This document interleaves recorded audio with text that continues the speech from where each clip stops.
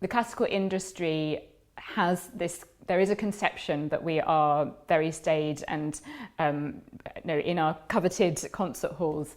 I think something a real takeaway is that we are very creative actually. I think we do want to break down those barriers, and I think technology is where that really will come to its own. So I think that's something that, just don't be afraid, of this kind of big, scary, elitist sector. It's really not the case, and I think there is flexibility, and actually behind these, musicians on stage, there are, they're humans, they're creatives in their own right, and I think there's some interesting projects to be had if you kind of break down those layers. There's some real creative kind of crossover, classical, through to Baroque, as you say. I mean, there's a whole range of different eras. And often, actually, people have got to know the LSO because of our film music, our soundtracks, and that does fit within that genre as well. And people might not realise that. Yeah, I mean, the likes of Plan B, used some Shostakovich and Ill Manners. You will have heard classical music, even if you don't realise that you might like it. But that's a big challenge for us. What I think is really interesting about classical music in particular, and actually Decca to a degree, is that classical music has been involved and aligned with tech, innovation and disruption forever. So back in 1860, the first ever recording made was a folk song, Au clair de la lune. The first pieces of commercially available recorded music were classical.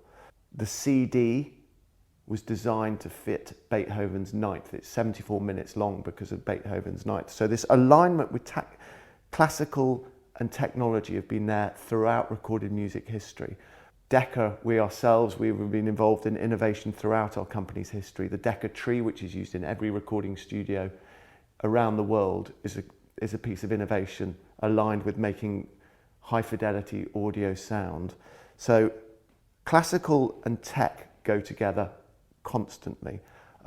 More recently, composers like Stockhausen, and he's been involved in cutting up tape and doing all sorts of experimentations and trying to push the boundaries of what the art form can do. More recently, Eric Whittaker has been involved with his virtual choir, which actually predates the sort of lockdown choirs that we've seen spring up throughout the last 2 years by a decade.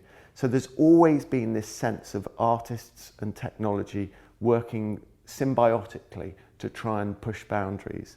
Classics and jazz is full of artists who are looking to do really interesting things.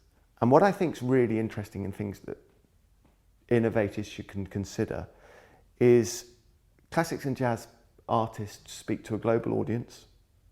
They tend to speak to a audiophile audience. They tend to speak to people who are interested in technology.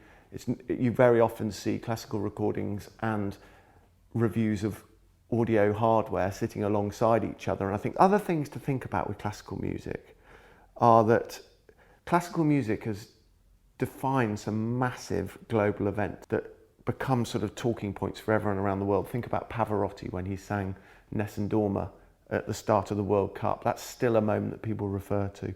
Think about when Sheku Kanemason, who's one of our artists, played his cello at the royal wedding. Think about when Andrea Bocelli sang at the Duomo in Milan. These are things, the moments that unite the world and people talk about. And therefore, I think it's very exciting to think about how classical music, in particular, can draw the focus of the world's media, and it can draw the focus of the world of global audiences in a way that other music forms possibly can't do so in the same way. I think that's a very exciting thing to stimulate thinking.